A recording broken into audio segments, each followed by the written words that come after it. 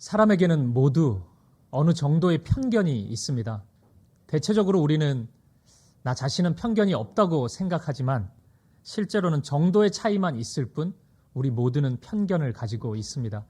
편견의 종류 또한 다양합니다. 세대, 지역, 학력, 정치, 경제, 문화, 사회, 관심사, 신앙 등 매우 다양한 영역에서 우리는 편견을 가지고 있고 또 모든 영역들이 편견의 이유가 되기도 합니다.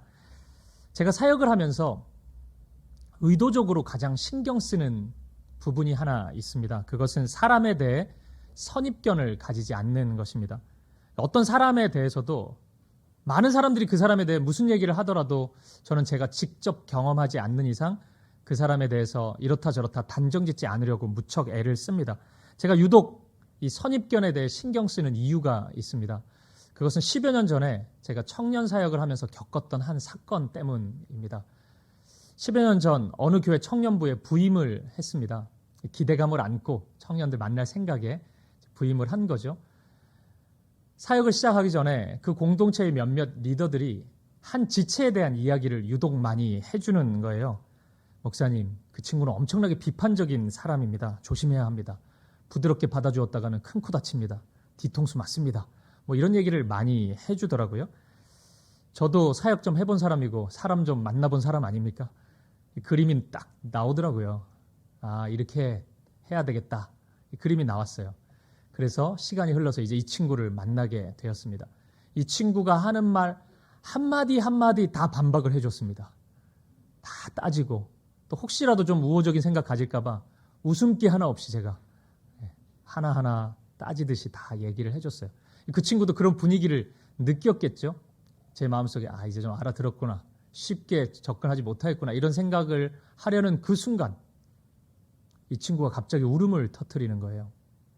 그러면서 저에게 이런 얘기를 하는 겁니다. 목사님 오늘 저랑 처음 만나는 거 아니에요?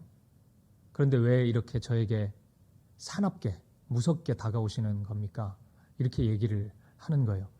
제가 그 순간 큰 망치로 머리를 한 대 쿵 맞은 것 같았습니다. 맞는 말이잖아요. 처음 봤잖아요. 제가 그 친구. 한 번도 경험해보지 않았잖아요. 근데 마치 저의 태도는 그 친구가 아주 오랫동안 저에게 엄청난 잘못을 한 것이냐 그렇게 대하고 있었던 것입니다. 제 인생에서 처음이었던 것 같아요. 저보다 한참 나이 어린 학생에게 제가 진심으로 그리고 제가 할 수 있는 모든 예의를 갖춰서 사실을 인정하고 사과했습니다. 진짜 미안하다고 제가 얘기를 했어요. 그리고 그 순간 제가 다짐했습니다. 어느 순간에도 절대로 사람에 대해서 선입견을 가지지 않아야 되겠구나. 편견을 가지지 않아야 되겠구나. 그리고 앞으로도 이런 실수 안 하도록 또 다짐하고 다짐해야 되겠다. 이런 생각을 했습니다. 사랑하는 여러분, 여러분은 어떠십니까? 혹시 여러분에게도 정당하지 못하게 형성된 누군가에 대한 선입견이나 편견이 있지는 않습니까? 그리고 혹시 그 편견이 확장되고 확장되어서 하나님과의 관계 속에서도 그 편견이 자리하고 있지는 않습니까? 오늘 본문에서 우리가 주목해야 될 몇 가지가 있습니다. 첫 번째는 하나님의 사도인 베드로에게도 편견이 나타난다는 점입니다. 이 베드로는 우리가 하는 그 베드로예요. 주님이 부르신 제자, 그 사도. 지난 수요 예배에 오신 분들 아시겠지만 애니야 자매 살리고 다비다 자매 살렸던 그 능력의 종입니다. 십자가 복음으로 똘똘 뭉친 베드로에게도 편견이 나타난다면 우리가 어찌 나에게 편견이 없다고 장담할 수 있겠습니까? 우리가 오늘 이 말씀을 통해서 우리 안에 숨어있는 편견을 발견할 수 있었으면 좋겠습니다. 그리고 두 번째, 오늘 본문 안에서 하나님은 하나님 당신의 사람에게 있는 편견을 반드시 다루신다는 것을 보여주십니다. 그러니까 하나님은 하나님의 백성들과 일하기를 즐거워하시는데 그 백성 안에 편견이 있을 때 그 편견을 그냥 내버려 두시지는 않는 것 같아요. 그냥 뭐 사람이니까 있을 수 있지. 내가 초월해서 역사하면 되지. 이렇게 일하시지 않고 당신이 사랑하는 사람 속에 있는 그 부당한 편견을 반드시 다루시는 분이십니다. 오늘 말씀을 통해 그것을 우리가 확인해 보도록 하겠습니다.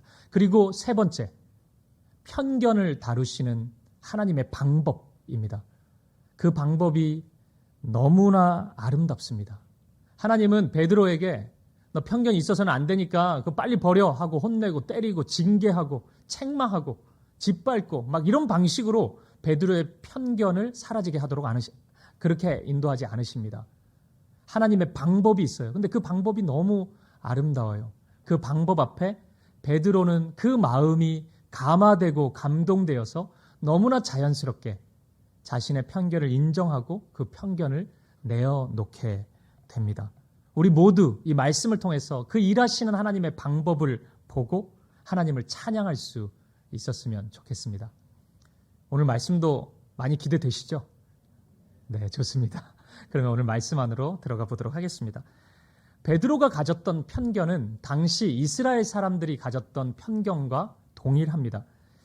이스라엘을 향한 하나님의 계획은 이스라엘을 통해 모든 민족에게 하나님의 사랑이, 하나님의 은혜가 흘러가는 것이었습니다. 하나님께서는 이스라엘을 부르셨죠. 그리고 이스라엘에게 말할 수 없는 축복을 허락해 주셨습니다. 그거 그냥 이스라엘 잘 먹고 잘 살으라고 허락해 주신 게 아니고 이스라엘을 통해서 그 사랑이, 그 은혜가 열방 가운데 흘러가기를 바라셨습니다. 이 원칙은 지금도 동일한 것 같아요. 저와 여러분을 우리 주님이 부르시고 우리에게 은혜를 베풀어 주시고 축복하신 이유가 있습니다.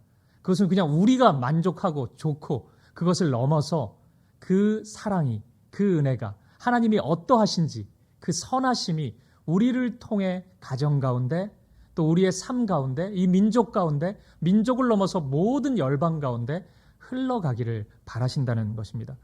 그런데 이스라엘은 그 하나님의 계획을 거절하고 거부하였습니다. 자신들만 특별하다고 여겼습니다. 그래서 하나님의 은혜와 사랑이 내 안에서만, 우리 안에서만 머물러야 한다고 생각했어요. 그 결과 이방인을 한없이 무시했습니다. 하나님이 택하지도 않을 거고 축복하지도 않을 그 민족, 뭐 그렇게 가깝게 지내야 될 필요가 있겠습니까? 이 이스라엘 백성들이 가졌던 선민의식이 구약시대 가졌던 이들의 연약함이었고 잘못이었고 이것이 흐르고 흘러서 1세기 초대교회까지 이어져 온 것입니다. 여러분, 우리가 지금 자주 사도행전 말씀을 보고 있는데 수요예배는 대체적으로 사도행전 보고 있고요. 사도행전에서 가장 중요한 말씀 한 절을 꼽으라면 무슨 말씀일까요? 사도행전 1장 8절입니다. 예수님의 꿈이 담겨져 있는 말씀이에요. 우리 그 말씀 한번 읽어볼까요? 시작. 오직 성령이 너희에게 임하시면 너희가 권능을 받고 예루살렘과 온 유대와 사마리아와 땅끝까지 이르러 내 증인이 되리라 하시니라. 아멘. 주님의 꿈입니다. 제자들을 향한 주님의 꿈, 그리고 제자들을 통해서 세워지는 초대교회를 향한 주님의 꿈, 오늘 저와 여러분을 향한 주님의 꿈입니다. 예루살렘, 온 유대, 거길 넘어서 사마리아, 그리고 땅끝까지 이르러 주님의 증인이 되는 것입니다. 예루살렘의 교회가 세워졌어요. 그 예루살렘 초대교회를 통해서 유대인들에게 복음이 전파되기 시작했습니다. 이제 됐네요. 근데 핍박이 다가왔거든요. 핍박과 환란이 찾아왔습니다. 그래서 이 교회의 성도들이 흩어지게 됐어요. 근데 그곳 흩어진 그 장소가 사마리아였습니다. 사마리아에서 뭐 했겠습니까? 복음 전했어요. 또 이 사람들은 사마리아에까지 주님의 증인으로서 이르러서 살게 되었습니다. 이제 하나 남았죠. 땅 끝입니다. 이방인들이 거하는 모든 민족의 복음이 증거되어야 합니다. 근데 장애물이 하나 있네요. 제자들이, 유대인들이, 초대기의 성도들이 가졌던 편견입니다. 이방인에 대한 편견이 있었습니다. 이제 하나님은 이 편견을 무너뜨리기로 작정하신 것입니다. 오늘 말씀은 편견을 무너뜨리시는 하나님의 일하심의 그 시작이라고 할 수 있습니다. 베드로는 기도하던 중에 환상을 보게 됩니다. 12절에 의하면 갑자기 어떤 짐승을 보게 되는데 그 짐승들은 모두 부정한 것이었습니다. 율법의 말씀인 레위기 11장을 보면은 거룩한 이스라엘 백성들이 접촉하지 말아야 될 그리고 접촉해야 될 짐승들이 나와 있습니다. 먹어야 되는 음식이 있고 짐승이 있고 먹지 말아야 될 짐승이 있었습니다.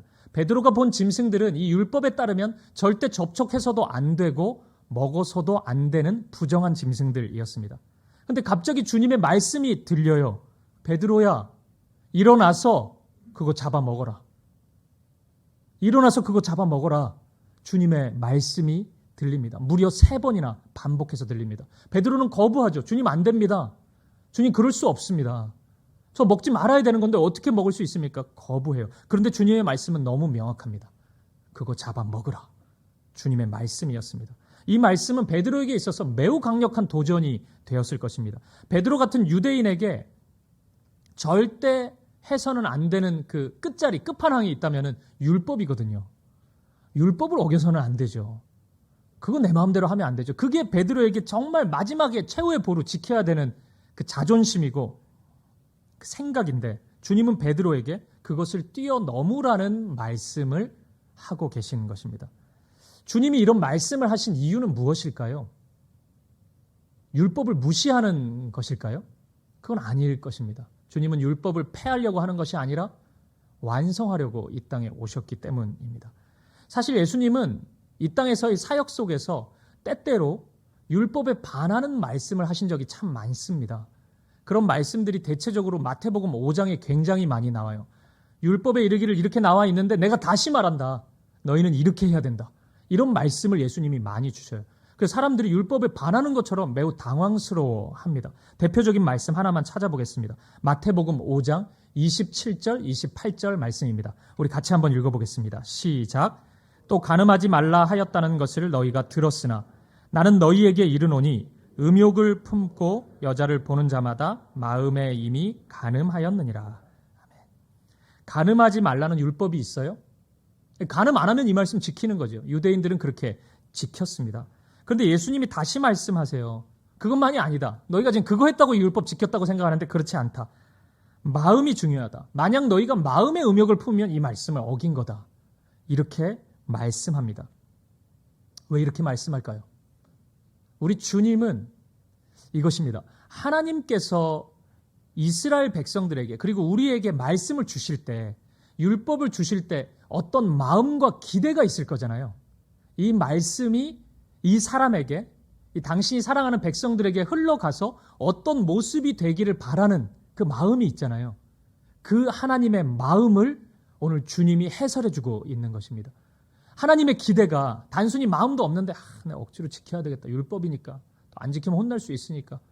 어금니 꽉 깨물고 그냥 한 번만 지키자. 이런 모습을 하나님이 기대하셨을까요? 그건 아닌 것 같잖아요. 그런 모습은 적어도 아닐 거잖아요.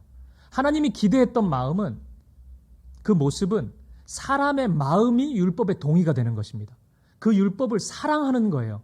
그래서 단순히 이 말씀 하나를 이 상황에서 지켰고 이 말씀을 이 상황에 지켰고 그 외에는 그냥 내 마음대로 하고 이게 아니고 이 말씀이 내 마음에 동화되고 사랑스러워져서 언제나 어디서나 어떤 상황 속에서도 그 말씀대로 살아가기를 원하셨던 거죠. 그래서 우리 주님이 이렇게 말씀하고 있는 겁니다. 마음의 문제를 말씀하고 있는 것입니다. 오늘 말씀도 이런 차원에서 우리는 이해해야 합니다. 율법을 폐하려고 하는 것이 아니라 우리 주님은 율법을 완성하려고 하는 것입니다. 율법의 핵심이 뭐예요? 하나님을 사랑하고 이웃을, 원수를 내 몸과 같이 사랑하는 것 아닙니까? 베드로에게 그 율법의 마음을, 이 말씀 하나하나를 줄 때 왜 거룩하여지고 구별되어야 되는지 그 말씀을 줄 때의 마음을 우리 주님은 나누고 계신 것입니다. 아직 율법의 정신, 율법의 마음을 온전히 이해하지 못하고 있는 베드로, 편견과 선입견 속에서 여전히 똘똘 뭉쳐있는 베드로를 향해서 주님은 강력하게 도전하고 있는 거예요. 네가 그 정도로 뭘 잘하고 잘 지키고 있다고 생각해서는 안 된다. 하나가 더 있다. 그걸 넘어서야 된다. 바로 그것을 강력하게 도전하고 있는 것입니다. 이제 베드로는 이 강력한 도전 앞에 서게 됩니다. 이 주님의 도전을 베드로는 어떻게 받아들일까요? 하나님의 방법은 베드로가 고넬료라는 이방인을 만나는 것입니다. 방법이 굉장히 직진이죠. 안 그래도 이방인을 지금 향해서 편견을 가지고 있고 이 만나기가 굉장히 부담스러운데 아니 이방인을 바로 만나래요. 바로 그 앞에 서게 하는 것이 하나님의 방법입니다. 이거 해결될까요? 이렇게 해가지고 베드로가 편견을 무너뜨릴 수 있을까요? 어떻게 해서 하나님 입장에서는 이 만남이 베드로의 편견을 없앨 수 있는 하나님만의 방식이 될 수 있었을까요? 10장 2절 말씀에 그 답이 있습니다. 같이 한번 읽어보겠습니다. 시작. 그가 경건하여 온 집안과 더불어 하나님을 경외하며 백성을 많이 구제하고 하나님께 항상 기도하더니. 아멘. 고넬료가 그냥 이방인이 아니었기 때문입니다. 고넬료는 하나님을 경외하는 사람이었습니다. 그의 가족과 함께 오직 하나님만을 찬양하고 예배하는 사람이었습니다. 또한 백성들을 사랑했고 구제와 섬김에 익숙한 사람이었습니다. 그리고 항상 하나님을 향한 기도를 쉬지 않는 사람이었습니다. 아마 베드로는 무척 놀랐을 거예요. 고넬료의 집 앞까지 가는 게 쉬운 일이 아니었겠죠. 편견이 가득한데 이방인 집에 그 부정한 곳에 어떻게 갑니까? 부정한 사람과 어떻게 만납니까? 정말 힘들었을 거예요. 유쾌하게 고넬료 집 앞까지 갈 수는 없었을 것입니다. 하지만 비록 가까스로 순종한 것이었지만 말씀에 순종하니 그 결과 하나님이 예비하신 놀라운 은혜를 경험하게 되는 것입니다. 베드로가 고넬료를 찾아가자 고넬료는 이렇게 반응합니다. 오늘 본문 24절, 25절입니다. 같이 한번 읽어보겠습니다. 시작. 이튿날 가이사랴에 들어가니 고넬료가 그의 친척과 가까운 친구들을 모아 기다리더니 마침 베드로가 들어올 때 고넬료가 맞아 발 앞에 엎드려 절하니. 아멘. 베드로와의 만남을 위해서 고넬료는 자기 혼자 기다리고 있는 것이 아니라 가족, 친척, 주변 사람들, 자기 사랑하는 사람들 다 모아요. 다 데리고 왔습니다. 그리고 베드로를 기다립니다. 베드로가 나타나자 베드로 발 앞에 엎드려서 절을 합니다. 이 장면은 베드로와의 만남을 고넬료가 얼마나 중요하게 여겼는지, 소중하게 여겼는지를 보여주는 장면인 것 같습니다. 우리가 잘 아는 사도행전 3장 말씀에 보면 성전 미문에 앉아서 구걸하고 있던 그 사람이 그 앞에도 베드로가 지나간단 말이에요. 근데 어떻게 반응합니까? 은과 금을 나에게 줄까 해서 아주 힘없이 대충 베드로를 쳐다보잖아요. 근데 고넬료는 그런 자세가 아니죠. 베드로 앞에서 정성을 다합니다. 마음을 다합니다. 왜 그럽니까? 베드로한테 잘 보여야 될 이유가 있습니까? 그거 아니죠. 베드로가 하나님의 사람이라는 것을 알았기 때문입니다. 자신을 향한 하나님의 말씀을 전하러 온 사람이라는 것을 알았기 때문에 베드로는 그것이 너무 소중했기 때문에 이런 겸손의 자세를 보여주고 있는 것입니다. 그리고 이런 고백도 해요. 본문의 33절입니다. 같이 한번 읽어보겠습니다. 시작. 내가 곧 당신에게 사람을 보내었는데 오셨으니 잘하였나이다. 이제 우리는 주께서 당신에게 명하신 모든 것을 듣고자 하여 다 하나님 앞에 있나이다. 아멘. 베드로의 말씀을 들으려고 하는 고넬료의 자세가 이런 거 아니잖아요. 베드로 설교 얼마나 잘하는지 한번 들어보자. 예수님의 제자라는데 얼마나 잘 배웠는지 한번 보자. 내 마음을 어떻게 움직이는지 한번 지켜보겠어. 이런 평가의 자세가 아니지 않습니까? 제가 지금 하나님 앞에 있습니다. 이렇게 고백하고 있는 거예요. 이 고백은 고넬료가 얼마나 겸손한 자인지, 그리고 예배와 말씀에 대한 그 마음 태도가 어떠한지를 너무 정확히 보여주고 있습니다. 고넬료는 이런 사람이었습니다. 하나님의 말씀 앞에서, 하나님 앞에서 언제나 서 있는 사람, 지극히 겸손하여서 하나님의 은혜만을 사모하는 사람이었습니다. 이에 대한 베드로의 반응은 또 어떻습니까? 당연하게 여깁니까? 그래, 이방인이니까 그렇게 무릎도 꿇고 해야지. 내가 뭐라고 하는데 주의 종인데 막 이렇게 지금 나오겠습니까? 본문 26절을 보십시오. 같이 읽어보겠습니다. 시작. 베드로가 일으켜 이르되 일어서라 나도 사람이라 하고. 아멘. 어떤 분들은 이 베드로의 반응이 당연하지. 사람 앞에서 절을 하는데 그걸 누가 절을 받고 있겠나. 이렇게 볼 수도 있겠죠. 문화적인 차이를 감안하더라도 사역자가 이래야 되는 거 아닌가 이렇게 생각할 수 있겠죠. 근데 여러분 가만히 생각해 보면 이런 반응이 그렇게 쉬운 일은 아니라는 것을 우리가 알 수 있습니다. 사람들의 칭송이 있고 사람들의 인기가 있을 때 그 앞에서 겸손해진다는 것은 굉장히 어려운 일입니다. 칭찬 싫어하는 사람 있습니까? 칭송해 주는 거, 박수 소리 싫어하는 사람 있겠습니까? 그것도 지금 형식적인 칭찬이 아니잖아요. 그러면 눈치 빠른 사람은 기분 나쁘죠. 근데 진심을 다하지 않습니까? 고넬료는? 그거 싫어하는 사람 있을 수 있겠어요? 저도 사역이 20년 정도 되다 보니까 설교가 끝나고 예배가 끝나고 나면은 저에게 칭찬을 해주시는 분들이 간혹 있습니다. 자주는 아닙니다. 간혹 있습니다. 목사님 은혜 많이 받았습니다. 그렇게 해와 같은 얼굴로 인사하시는 분들이 있습니다. 그럼 제 기분이 어떨까요? 아무렇지도 않다고요? 그건 저를 과대평가하는 겁니다. 엄청 기분 좋습니다. 와, 오늘 은혜가 임했나 보다. 내 설교가 진짜 좋은가 보다. 막 이 생각하면서 막 취합니다. 막 너무 기분 좋아요. 또 얘기하잖아요. 그러면 이제 그만하라. 아니요, 그냥 기분 좋습니다. 그냥 수줍어하면서 계속 듣습니다. 기분이 좋아요. 물론 저도 알죠. 예배 후에 은혜 많이 받았습니다. 이거는 뭐 그냥 가기 좀 쑥스러우니까 그냥 인사죠. 그냥 안녕히 계세요. 그건데 알고 있는데도 기분이 좋아요. 뭐 예배 끝나고 목사한테 무슨 인사하겠습니까? 안녕히 계세요도 좀 이상해요. 그냥 간다는 얘기니까 조금 어색합니다. 그래서 은혜 많이 받았습니다. 도전이 많이 됐습니다. 뭐 그냥 그런 얘기 하시는 건데 그냥 안녕인데 기분이 좋아요. 그래도 칭찬과 칭송 앞에서 기분 좋아하지 않을 사람 아무도 없습니다. 이런 면에서 보면은 베드로가 지금 즉각적으로 반응하잖아요. 좀 들어도 되잖아요. 좀 더 해보라고 이렇게 들어도 되는데 베드로 그렇게 안 하잖아요. 즉각적으로 지금 고넬료를 일으켜 세우지 않습니까? 베드로는 정말 겸손한 사람입니다. 그 모든 칭찬이 하나님께 향해야 된다는 것을 누구보다도 잘 알고 있는 것입니다. 그것에 결코 취해 있지 않는 사람입니다. 이런 겸손한 만남, 고넬료가 얼마나 겸손합니까? 베드로가 얼마나 겸손합니까? 이 겸손한 사람들의 만남 가운데 하나님의 역사가 일어났던 것입니다. 저는 우리 사김의 교회 예배가 이런 모습이 되었으면 좋겠습니다. 설교자인 저와 예배자인 청중인 여러분들과의 관계가 베드로와 고넬료의 관계가 되었으면 좋겠습니다. 이런 경우를 상상해 봐요. 이게 이제 설교자로 이 앞에 서게 되면요. 여러분들이 한눈에 다 들어옵니다. 또 여기는 그렇게 큰 예배당이 아니다 보니까 다 보여요. 여러분 눈빛이 어떤지. 지금 한 두세 분은 굉장히 힘들어 하시는 분들도 있거든요. 빨리 집에 가고 싶은.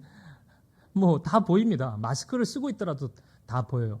이제 이런 느낌을 설교자가 가질 때 있어요. 뭔가 메시지가 하나님의 말씀이 소통이 안 되고 있구나. 성도들이 지금 잘 듣지 못하고 있구나. 그런 마음이 들 때가 있어요. 그러면 여러분도 똑같은 마음을 보통 가집니다. 안 들린다. 마음에 안 와닿네. 뭐 이렇게 마음을 가질 수 있어요. 근데 만약 여러분이 그 모든 책임을 저에게 돌린다고 생각해 보세요. 저 목사님 뭐야? 설교 준비하는 거야? 안 하는 거야? 어떻게 저렇게 대충 이 자리에 설 수가 있어? 토요일 날 뭐 하는 거야? 새벽까지라도 준비를 해야지. 아니면 기도 안 하는 거 아니야? 저분? 기도가 안 해서 저렇게 능력이 없는 거 아니야? 그러니까 지금 내 마음에 오지도 않지, 들리지도 않고 내 마음에 어떤 감동도 없고 그런 거지. 목사님 문제가 많네. 이렇게 생각한다고, 이렇게 판단한다고 생각을 해보세요. 근데 반대로 저는 모든 책임을 여러분한테 돌리는 거예요. 야, 이 성도들 수준 왜 이래? 근데 이런 귀한 말씀, 은혜로운 말씀을 어떻게 저런 태도로 들을 수가 있단 말이야. 내가 만약 다른 교회에서 이 설교했으면 다 은혜, 폭포수처럼 은혜가 임해가지고 막 울고 그럴 텐데 내가 하필 사김의 교회 목사로 와가지고 이 고생을 하는구나. 만약 제가 이런 생각 안 합니다. 근데 이렇게 제가 생각한다면 이게 최악 아닙니까? 서로 온통 막 서로 책임을 물으면서. 근데 여러분, 만약 이 예배 가운데 베드로가 설교하고 고넬료가 청중으로 앉아 있다면 그렇게 하겠어요? 만약 그 말씀이 잘 안 와닿을 수 있어요. 우리는 사람이기 때문에 언제나 엄청난 집중력을 가지고 말씀 앞에 나아가진 못할 수도 있습니다. 그 순간에 고넬료는 스스로를 돌아보지 않겠습니까? 하나님 앞에서의 마음을 가지고 있는데 내가 기도를 좀 안 했나? 혹시 이 예배를 위해서 내가 준비하지 못한 거 아닌가? 너무 분주하게 이 예배 자리에 온 것 아닌가? 아니면 토요일날 너무 밤늦게 잠을 청해서 수면 부족으로 내가 지금 이 자리에 왔나? 너무 산만하게 내가 지금 마음을 모으지 못하고 있나? 뭐 이렇게 돌아보지 않겠습니까? 베드로가 설교하면서 이런 문제가 있을 때 스스로를 돌아보지 않겠습니까? 내가 말씀을 좀 더 꼼꼼하게 준비했어야 되는데 그러지 못했나 보다. 내가 더 기도했어야 되는데 무릎 꿇고 이 말씀을 위해서, 이 예배를 위해서 하나님 은혜를 구했어야 되는데 내가 그렇지 못했나 보다. 이제부터는 더 그렇게 해야 되겠다. 더 무릎 꿇어야 되겠다. 더 말씀 앞에 많은 시간 서야 되겠다. 이렇게 스스로를 돌아보지 않겠어요? 오늘 베드로와 고넬료의 모습이 바로 그 모습인 거예요. 이제 말씀을 전하고 말씀을 들으려고 하는 그 상황이 서로를 돌아보고 지극히 겸손하고 하나님 앞에 있다는 그 두려움과 떨림으로 지금 만남이 이루어진 것입니다. 이제 좀 그려지죠. 묵상학교를 듣는 분들은 아시겠지만 제가 묵상을 하거나 설교를 준비할 때 저에게 있어서 가장 즐거운 시간 중에 하나가 말씀을 상상하는 거예요. 그러니까 오늘 말씀으로 치면은 내가 베드로가 한번 돼보는 겁니다. 그리고 고넬료가 한번 돼보는 거예요. 저는 설교 준비하는 시간이 굉장히 고통스러운데 사실 그 중에 가장 기쁠 때가 그 순간이에요. 내가 그 입장에 한번 돼볼 때. 그래서 눈을 감고 한번 생각해봐요. 내가 이 상황이구나. 내가 이렇게 지금 반응하고 있구나. 이렇게 상상해봐요. 항상 기분이 좋았어요. 근데 유독 이 말씀을 상상할 때는 약간 좀 어색하더라고요. 베드로가 제가 됐는데, 이 베드로인데 이제. 그러니까 베드로의 말과 행동이 좀 어색한 거예요. 물론 이상적인 모습이긴 한데 내가 즉각적으로 즉시 베드로처럼 행동할 수 있을까 좀 어색했어요. 그러니까 베드로의 마음이 좀 멀게 느껴지더라고요. 고넬료가 돼봤어요? 더 어색해요. 고넬료도 아닌 것 같아요. 제가 고넬료처럼 물론 그게 이상적인 모습이고 내가 꿈꾸는 모습이지만 내가 즉각적으로 고넬료처럼 반응할까? 아닌 것 같더라고요. 그러니까 좀 거리감이 느껴지는 거예요. 오늘 본문이. 그러면서 말씀을 묵상하다가 제가 저에게 맞는 사람을 찾았어요. 이거 나네 딱 하는 게 있었습니다. 누군지 아십니까? 고넬료 가족, 고넬료 친구. 대사도 없이 그냥 앉아있는 딱 내 역할이더라고요. 기분 좋게 앉아있을 수 있겠더라고요. 거기. 왜 기분이 좋았냐면은 그 상상이 이르렀을 때 저와 비슷하기도 했지만 이 베드로와 고넬료의 주고받는 몇 마디 대화가 너무 유쾌한 거예요. 너무 행복한 거예요. 내 주변에 이런 믿음의 사람, 겸손한 사람이 있다니. 더 얘기 많이 했으면 좋겠다. 이 두 사람은. 내가 그 앞에서 그냥 이 두 사람 얘기하는 거 계속 들었으면 좋겠다. 이 대화 자체가 이렇게 은혜가 될 수 있네. 이런 생각이 저에게 찾아왔습니다. 그리고 저는 꿈꾸기 시작했습니다. 우리 사김의 교회에 베드로 같은 사람, 또 몇몇 분들의 눈빛은 당신이 베드로가 돼야지 또 이렇게 생각하시는 것 같은데 제가 베드로 될게요. 베드로 같은 사람, 그리고 고넬료 같은 사람이 가득 차고 넘쳤으면 좋겠습니다. 오늘 우리의 예배의 모습이 베드로의 모습, 고넬료의 모습이었으면 좋겠습니다. 제가 베드로 같은 목회자가 되고 모든 성도님들이 고넬료 같은 성도님들이 되어서 우리 사김의 교회 구석구석에 베드로스러운 일들, 고넬료스러운 일들이 차고 넘치기를, 언제나 강같이 흘러가기를 우리 주님의 이름으로 간절히 소망합니다. 그런데 여러분, 우리가 지금 베드로, 고넬료 얘기에 잠시 취한 나머지 잊어버린 것이 있습니다. 지금 베드로의 편견이에요. 베드로는 원래 여기 오기 되게 싫어했던 사람이잖아요. 근데 어느 순간 여기 와가지고 지금 굉장히 은혜스러운 대화를 나누고 있습니다. 한순간에 상황이 완전히 바뀌어 버렸어요. 되게 가기 싫어하고 편견으로 똘똘 뭉쳐 있었는데 어느 순간 지금 다 바뀌어 있어요. 바로 이것입니다. 하나님의 일하심이 바로 여기에 있는 것입니다. 편견을 넘어선다는 것, 선입견을 넘어선다는 것 굉장히 힘들죠. 근데 주님의 말씀 요청이 있었어요. 여전히 두렵고 마음이 무겁고 힘들었지만 그 말씀에 베드로는 순종을 한 것입니다. 믿음의 모험을 시작한 것입니다. 여러분, 그러니까 그 믿음의 여정이 굉장히 길거나 고통스러울 것으로 우리는 생각할 수 있는데 오늘 말씀을 보십시오. 그 여정이 그렇게 길지도 않고 고통스러운 여정도 아닙니다. 한순간에 순종의 첫걸음 한 발자국을 내딛자마자 놀라운 일이 벌어져요. 고넬료가 기다리고 있는 겁니다. 고넬료의 축복을 베드로는 누리게 된 것입니다. 사랑하는 여러분, 오늘 저와 여러분 안에도 수많은 편견이 있을 수 있습니다. 사역자에 대한 편견이 있을 수도 있죠. 여러분들이 이전에 사역자로부터 받았던 상처와 아픔이 매우 크다면 그 편견이 있을 수 있습니다. 교회 리더십에 대한 편견이 있을 수도 있습니다. 우리 교회를 섬기는 순장님들에 대한 편견이 있을 수도 있습니다. 가정 안에서의 편견이 있을 수도 있어요. 우리의 자녀들에 대한 편견, 부모님에 대한 편견이 있을 수도 있습니다. 부부 사이에 아무리 오래 살았어도 편견이 있을 수 있습니다. 나이에 대한 편견도 있을 수 있고, 지역에 대한 편견, 정치 성향에 대한 편견, 외모에 대한 편견. 그러지 맙시다. 우리 그러니까 모든 것이 다 관계 속에서 다 편견이 나타날 수 있습니다. 상상하고 싶지 않지만 우리 교회 안에 분당 우리 교회에서 오신 분들과 그렇지 않은 분들 사이에 서로 간에 편견이 있을 수도 있습니다. 상상하고 싶진 않아요. 그런 편견이 우리 안에 얼마든지 나타날 수 있습니다. 만약 오늘 주님께서 그러한 편견 앞에 우리를 세우시고 우리를 보게 하시고 그 편견을 뛰어넘고 나의 역사를 이루겠다 말씀하신다면, 그 편견을 무너뜨리겠다고 말씀하신다면 오늘 여러분 그 말씀에 순종할 수 있기를 바랍니다. 우리 주님은 절대로 여러분의 그 순종의 결과를 아픔과 상처로 남기지 않을 것입니다.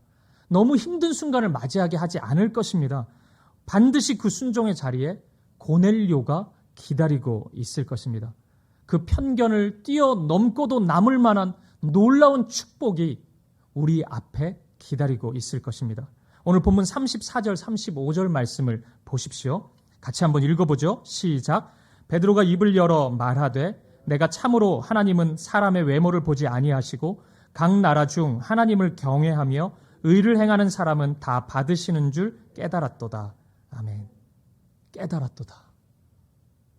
베드로의 반응을 보십시오. 베드로는 깨닫게 되었습니다. 아, 내 생각이 틀렸구나.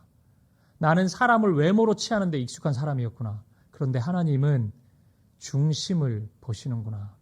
깨달았도다. 내가 이제 알게 되었구나.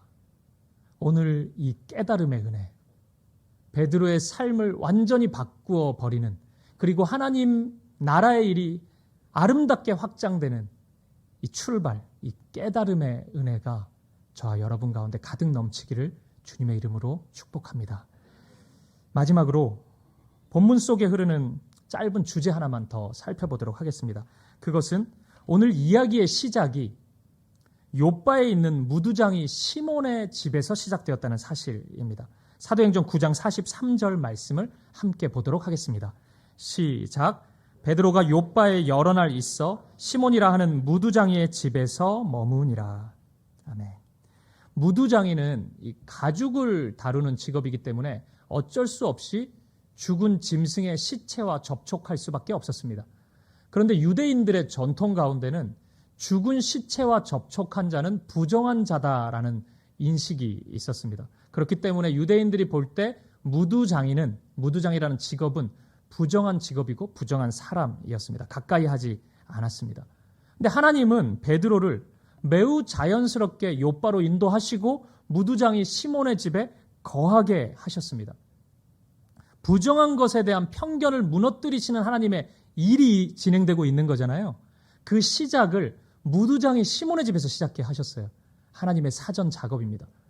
묵을 데가 없어서 그랬는지 자세한 설명이 없으니까 잘 모르겠어요. 베드로도 좀 찝찝했을 것 같아요.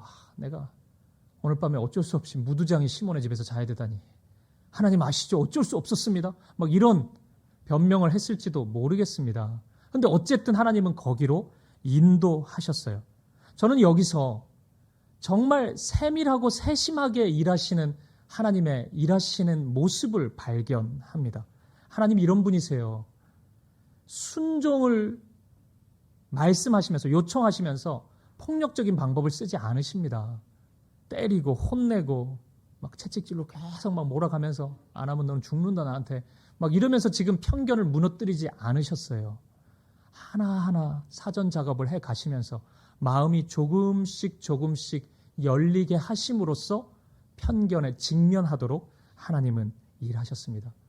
우리 하나님 이런 분이십니다. 우리의 삶 가운데 언제나 세심하게 일하시는 하나님이십니다.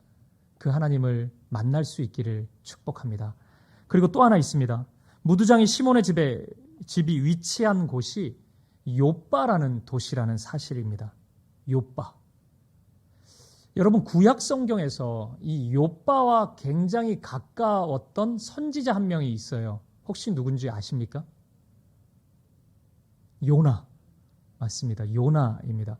요나는 하나님께로부터 니느웨에 가서 복음을 전하라는 말씀을 듣게 됩니다. 근데 요나는 그걸 거부해요. 왜냐하면 이 니느웨가 아수르라는 나라의 수도였거든요. 근데 이 아수르라는 나라가 하나님을 믿지 않는 나라예요. 그냥 믿지 않는 정도가 아니고 하나님을 조롱했고 그리고 하나님을 믿는 이스라엘 백성들을 핍박했던 나라입니다. 그러다 보니까 요나가 마음이 불편하죠. 그 사람들한테 가서 복음을 전하라고 하니까 얼마나 마음이 힘들었겠어요. 거절해요. 하나님은 계속 요구합니다. 그래도 해야 된다. 요나는 계속 거절해요. 요나의 문제는 뭘까요? 요나의 문제는 하나님보다 더 객관적이고 더 정의로우려고 했던 거죠. 자기의 생각 속에서는 절대 하면 안 되는 일이거든요, 이거는. 그런데 하나님은 그것을 뛰어넘어서 요청하셨어요. 요나는 끝까지 거절합니다. 그러니까 구약의 선지자 중에 유일하게 요나 한 사람이에요. 하나님의 말씀을 거절하는. 선지자라고 부름을 받기도 좀 이상한데 어쨌든 거절합니다. 요나서 1장 3절에 보면은 이런 말씀이 있습니다. 그러나 요나가 여호와의 얼굴을 피하려고 일어나 다시스로 도망하려 하여 욥바로 내려갔더니 요나가 말씀을 거부하고 제일 먼저 갔던 곳이 욥바였습니다. 보세요. 요나의 편견, 베드로의 편견. 요나와 욥바, 베드로와 욥바. 뭔가 이렇게 연결 관계가 있는 것 같지 않습니까? 그래서인지 마태복음은 베드로를 부를 때, 주님이 베드로를 부르실 때 요나의 아들 시몬아 이렇게 부르십니다. 요한복음 21장을 보면 예수님이 베드로를 부를 때 뭐라고 그러냐면은 요한의 아들 시몬아 이렇게 부르시거든요. 그러니까 베드로의 아버지는 요한이었던 것 같아요. 요한이라는 이름이 굉장히 많은데 베드로 아버지 이름도 요한이었던 것 같아요. 요한의 아들 시몬 베드로입니다. 그런데 마태복음에서는 요나의 아들이라고 부르세요. 볼까요? 마태복음 16장 17절입니다. 같이 한번 읽어보죠. 시작. 예수께서 대답하여 이르시되 바요나 시몬아 내가 복이 있도다. 이를 내게 알게 한 이는 혈육이 아니요 하늘에 계신 내 아버지시니라. 아멘. 바요나 시몬아. 여기서 바가 아들이란 뜻이거든요. 그러니까 요나의 아들 시몬아 이렇게 부르고 계십니다. 저는 이 말씀 속에서 예수님이 베드로를 부르실 때 베드로와 요나를 연결해서 부르신다고 생각해요. 저는 실제로 베드로의 아버지가 요나는 이름이 요나는 아니었을 거라고 생각합니다. 원래는 요한이었을 텐데 지금 요나와 너는 참 비슷한 사람이다라는 것을 베드로에게 언급하고 계신 것 같아요. 베드로는 실수가 참 많은 사람이었죠. 인간적인 요소가 참 많았습니다. 그 가장 치명적인 실수, 연약함은 예수님 십자가 죽으실 때 그 앞에서 3번이나 예수님을 모른다고 했던 것입니다. 그런데도 주님은 베드로를 한결같이 사랑하셨습니다. 마태복음 16장 18절을 함께 보시죠. 같이 읽어보겠습니다. 시작. 또 내가 내게 이르노니 너는 베드로라. 내가 이 반석 위에 내 교회를 세우리니 음부의 권세가 이기지 못하리라. 아멘. 주님의 입에서 처음으로 교회라는 단어가 나오는 말씀입니다. 교회를 세울 것이다. 그런데 뭐라고 하냐면 베드로야 이 반석 위에 교회를 세우겠다. 베드로라는 이름의 뜻이 반석이거든요. 내가 너 위에 교회를 세우겠다 말씀하신 것입니다. 베드로의 신앙의 고백, 그 연약함, 그 모습 그대로 있지만 주님을 사랑하는 그 마음, 베드로의 삶을 통해서 내가 이 땅의 지상의 첫 번째 교회를 너를 통해서 세우겠다 말씀하십니다. 그리고 실제로 베드로를 통해서 사도들을 통해서 교회는 이 땅에 세워지게 되었습니다. 허물 많은 베드로를 통해 주님은 이 지상에서 가장 아름다운 하나님이 디자인한 곳인 교회를, 주님의 몸인 교회를 이 땅에 세우신 것입니다. 사랑하는 여러분, 말씀을 마무리하겠습니다. 저와 여러분, 우리는 모두 실은 베드로 같은 사람입니다. 우리 안에 얼마나 실수가 많고 우리 안에 얼마나 허물이 많습니까? 우리의 모습을 돌아보면 꼭 베드로 같고 꼭 요나 같아요. 하나님의 말씀에 왜 그리 불순종하고 왜 그리 편견은 많고 왜 그리 잡생각이 많은지, 그리고 왜 그리 현실적인 이유 그것을 많이도 고려하는지 하나님의 말씀에 즉각적이지 않은 모습이 우리 안에 참 많습니다. 하지만 주님이 베드로를 바꾸신 것처럼 우리를 바꾸시겠다고 말씀합니다. 허물 많은 베드로 위에 이 땅에 교회를 처음 세우셨던 것처럼 저와 여러분을 통해 하나님의 교회를 세우시고 하나님의 교회를 아름답게 인도해 가시겠다고 말씀하십니다. 오늘 우리 안에, 여러분 안에 있는 그 어떤 장애물이 있다 할지라도, 그 어떤 편견과 선입견, 그 어떤 연약함이 있다 할지라도 하나님이 이루실 일에 대해서는 그것이 하나님을 가로막지 못합니다. 그 어떤 장애물도 하나님은 허무십니다. 그리고 당신의 뜻과 계획을 반드시 성취하십니다. 오늘 베드로가 주님께 순종하자 베드로의 연약함은 일순간에 의미 없어졌습니다. 베드로의 편견 또한 일순간에 사라져 버렸습니다. 그렇습니다, 여러분. 우리가 순종하기만 하면 우리가 엄청 크게 생각하는 그 모든 것들은 일순간에 사라지게 됩니다. 내 안에 쌓여있는, 켜켜이 쌓여있는 편견과 선입견, 어두움들, 우리의 죄악된 습관들, 나의 잘못된 가치관들, 세상을 바라보는 그릇된 시각들, 그 모든 것들이 주님의 말씀에 순종하기만 하면 일순간에 사라지고 일순간에 무너집니다. 그리고 그 과정은 결코 고통스러운 과정이 아닙니다. 베드로가 매우 기쁘게 웃으면서 고넬료를 만났던 것처럼, 그리고 한순간에 자신의 편견이 사라지는 것을 경험했던 것처럼 저와 여러분이 그 은혜를 경험하게 될 것입니다. 베드로가 그랬던 것처럼 저와 여러분이 그 믿음의 여행, 순종의 여행을 떠날 수 있기를 바랍니다. 한 걸음 내디뎠을 때 베드로가 경험했던 그 고넬료의 축복이 저와 여러분의 삶의 걸음걸음마다 가득 넘치기를 우리 주님의 이름으로 간절히 축복드립니다.